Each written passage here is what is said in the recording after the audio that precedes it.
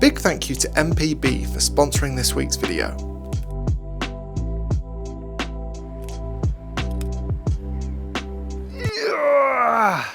Old man noises. Hello everybody and welcome back to Triada Bay. Forgot for a minute then.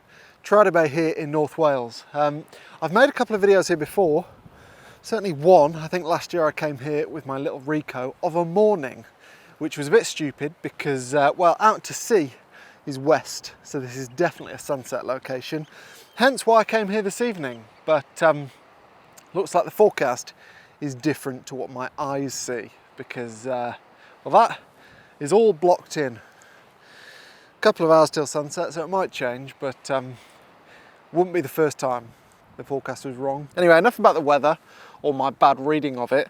Today, I have brought out and dusted off my Lumix / Leica G9, which if you're new to this channel, this is a camera that is responsible for, I reckon, somewhere between 30 and 50% of my portfolio. I shot with this for, I don't know, 3 or 4 years, pretty much daily, and I absolutely love it. It's probably my favorite camera I've ever owned.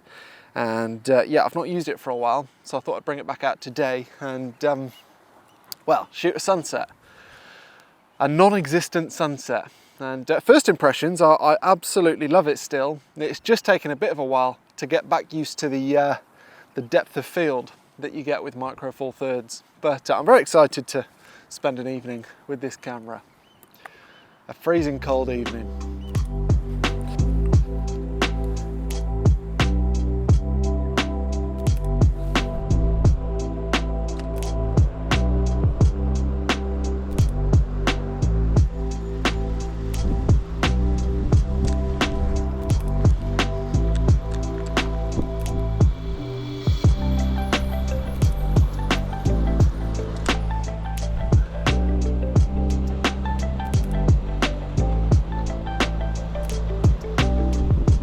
This house up here, I say house, it's massive.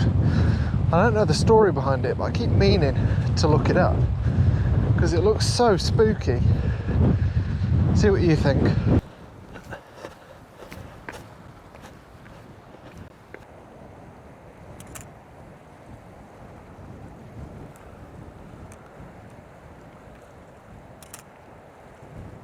This is this would be a great place for a shot of the house from down here on the beach, particularly with these boats, but the shed kind of ruins it.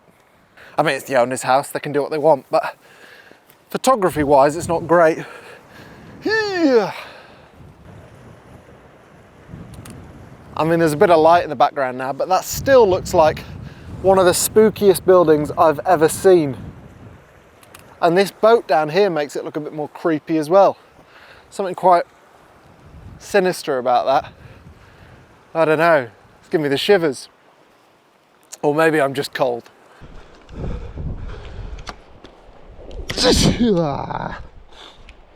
I think I need to try a diet comprised exclusively of antihistamines this time of year.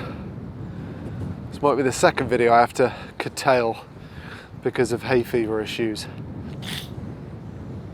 Horrific.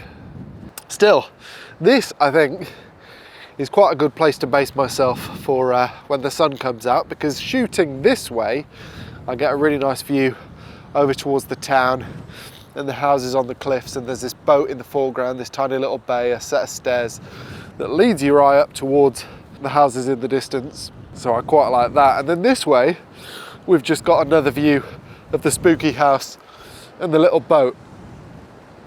So I think I might stand here for a little while and hope that my sneezing fit passes. Although I've not sneezed for about 30 seconds, so that's good.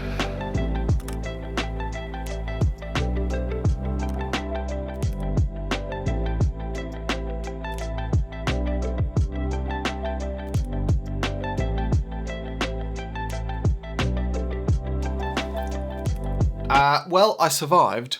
A few of you have suggested I try local honey to help my hay fever. Maybe it's time I actually did that. Where'd you get local honey from? Anyway, the sunset never came. There was a bank of high cloud that looked like clear skies, but it wasn't. It was very high cloud. But it wasn't the worst thing in the world, given that I could barely breathe. Anyway, thoroughly enjoyed my evening shooting this camera, and I'm going to do it a bit more in future, I think. I'm a bit annoyed at myself, really, because, as you'll know, if you've followed this channel for a while, I've spent the best part of 18 months trying to find a camera that complements my Sony cameras in that, well, it would be more fun to shoot with than my Sony cameras. I love the output of my Sony cameras, both stills and video, but yeah, I do find them a little bit boring to shoot with. So I've bought Ricos, Fujis, Leicas, I've tried other Lumix cameras, all in the hope of finding something that's a bit more fun. And they all have been, but maybe the answer was just on my shelf, collecting dust the whole time. And because I used this as a work camera for 3 or 4 years, took it all over the world, maybe that's why I've not seen it as a fun camera. But actually, compared to my Sonys at least, it really, really is. So yeah, maybe I'll use this a bit more in future. And I was thinking actually on the way home, between sneezes, that I wish I could just keep this body. I mean, maybe not this exact one, it's absolutely battered. But I wish I could keep a G9 body and just change the insides of it every few years as technology improved. And I could just stick a new sensor and new processor in it every 5 years, and that would be amazing, because I don't think I'm ever going to find a camera that fits my hand as well as this. Also, I love the top screen. You don't get as many of those now on mirrorless cameras, do you? There's a light in this one. Love it.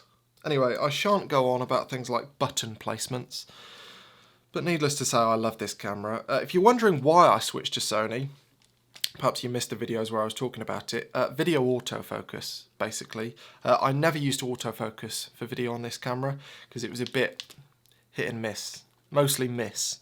And using the Sonys has made my life an awful lot easier. And of course there is a bump in image quality as well.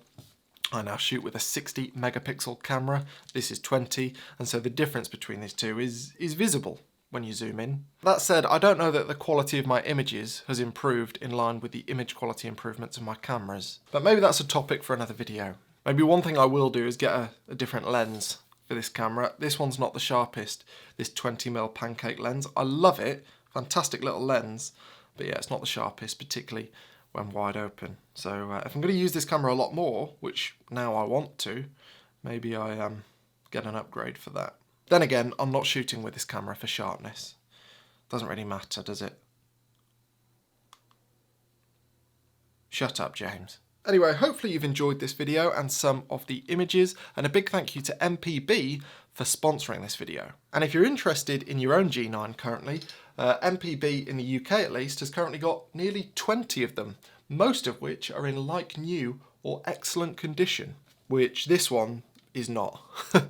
Like I said, shot it all over the world for years, so probably stands to reason, I suppose. But yes, MPB have got lots of G9s and many, many other cameras and lenses besides. And each product listing tells you exactly what comes in the box. And of course, they've all been checked thoroughly by experts before they're listed. MPB, of course, is also a fantastic place to sell your camera gear. And if you've got stuff sat on your shelves like I did for a long time, and you're not going to use it again, then I would recommend freeing up some cash either for some different camera gear or some photography trips maybe. So give it a go, because your stuff that you're not using might be worth a bit more than you think it is. So yes, huge thank you to MPB, and I look forward to shooting with my completely beaten up G9 a lot more in future.